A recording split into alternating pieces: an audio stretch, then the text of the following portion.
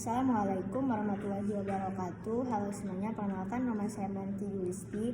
Jadi di video kali ini saya akan menjelaskan materi tentang daya dukung wisata dan analisis pada berbagai peruntukan kawasan wisata. Pengertian daya dukung kawasan. Daya dukung kawasan wisata adalah kemampuan suatu kawasan dalam menerima aktivitas wisata tanpa mengakibatkan kerusakan ekologis, penurunan kualitas pengalaman wisata maupun konflik sosial. Tujuan dari analisis daya dukung adalah untuk memastikan keberlanjutan kegiatan wisata melalui pemanfaatan sumber daya secara bijaksana. Adapun jenis-jenis daya dukung ada 4. Yang pertama, daya dukung lingkungan, daya dukung wisata, daya dukung permukiman, dan daya dukung lahan. Daya dukung lingkungan adalah kemampuan lingkungan untuk mendukung kehidupan manusia dan makhluk hidup lain. Ini melibatkan faktor-faktor seperti ketersediaan sumber daya alam, contohnya kayak air, tanah, dan hutan, kemampuan ekosistem untuk menyerap polusi, dan kapasitas wilayah untuk menampung jumlah penduduk tanpa merusak keseimbangan ekologis. Yang kedua, daya dukung wisata. Jumlah pengunjung maksimal yang dapat ditampung oleh suatu tempat wisata tanpa merusak lingkungan atau menurunkan kualitas kepuasan wisatawan. Hal ini penting untuk memastikan kelestarian lingkungan dan kualitas pengalaman wisata bagi pengunjung. Yang ketiga, daya dukung pemukiman. Ini adalah kemampuan suatu wilayah untuk menyediakan lahan permukiman yang layak untuk menampung jumlah penduduk tertentu. Ini melibatkan faktor-faktor seperti ketersediaan lahan, infrastruktur, dan layanan publik yang memadai. Yang keempat, ada daya dukung lahan.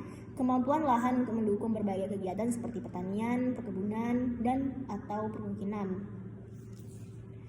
tanpa menyebabkan kerusakan atau degradasi kualitas lahan. Ini melibatkan faktor-faktor seperti jenis tanah, kesuburan tanah, dan kondisi lingkungan. Pentingnya daya dukung. Yang pertama, ada pembangunan berkelanjutan, pencegahan kerusakan lingkungan, peningkatan kualitas hidup, dan perencanaan ruang yang terukur. Pembangunan berkelanjutan. Pemahaman tentang daya dukung membantu memastikan bahwa pembangunan wilayah tidak hanya memenuhi kebutuhan saat ini, tetapi juga tidak mengorbankan kebutuhan generasi mendatang. Pencegahan kerusakan lingkungan. Daya dukung membantu mengidentifikasi batas-batas pemanfaatan sumber daya alam dan lingkungan agar tidak terjadi overeksploitasi atau kerusakan lingkungan. Peningkatan kualitas hidup. Dengan memahami daya dukung, wilayah dapat dirancang dan dikelola dengan lebih baik untuk memenuhi kebutuhan penduduk dan meningkatkan kualitas hidup mereka. Perencanaan ruang yang terukur. Daya dukung menjadi dasar penting dalam perencanaan ruang wilayah, membantu memastikan bahwa pembangunan wilayah terintegrasi dengan kemampuan lingkungan dan sumber daya alam. Analisis pada berbagai peruntukan kawasan wisata. Elemen-elemen analisis peruntukan kawasan wisata. Yang pertama, ada daya tarik wisata, aksesibilitas, infrastruktur, akomodasi, sarana dan prasarana, keamanan, kondisi lingkungan, sosioekonomi, pengelolaan, ketersediaan air bersih, dan keamanan. Yang pertama, daya tarik wisata, yaitu mengidentifikasi potensi daya tarik wisata yang ada di kawasan seperti keindahan alam, sejarah, budaya, atau kegiatan rekreasi.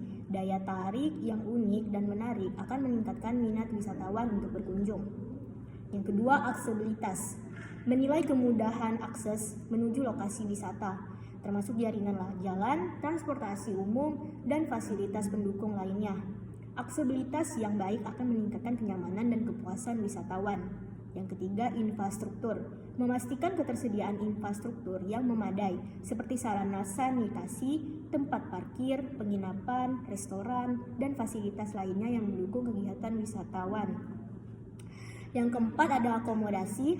Menilai kualitas dan ketersediaan akomodasi yang sesuai dengan kebutuhan wisatawan, termasuk hotel, penginapan, atau jenis akomodasi lainnya. Yang kelima, dasar sarana dan prasarana. Memastikan ketersediaan sarana dan prasarana yang mendukung aktivitas wisata seperti area rekreasi, jalur trekking, tempat olahraga air, dan fasilitas lainnya.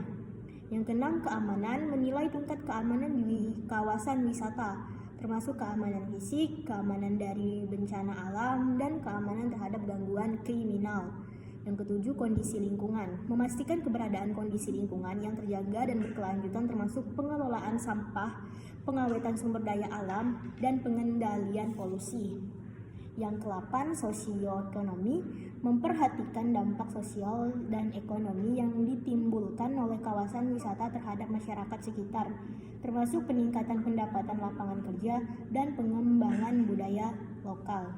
Yang ke-9 ada pengelolaan. Menilai efektivitas pengelolaan kawasan wisata termasuk perencanaan, implementasi, monitoring, dan evaluasi. Yang ke-10, ketersediaan air bersih. Memastikan ketersediaan air bersih yang memadai untuk memenuhi kebutuhan wisatawan dan masyarakat sekitar. Yang ke-11 ada keamanan. Menilai keamanan fisik, keamanan dari bencana alam, dan keamanan terhadap gangguan kriminal di kawasan wisata.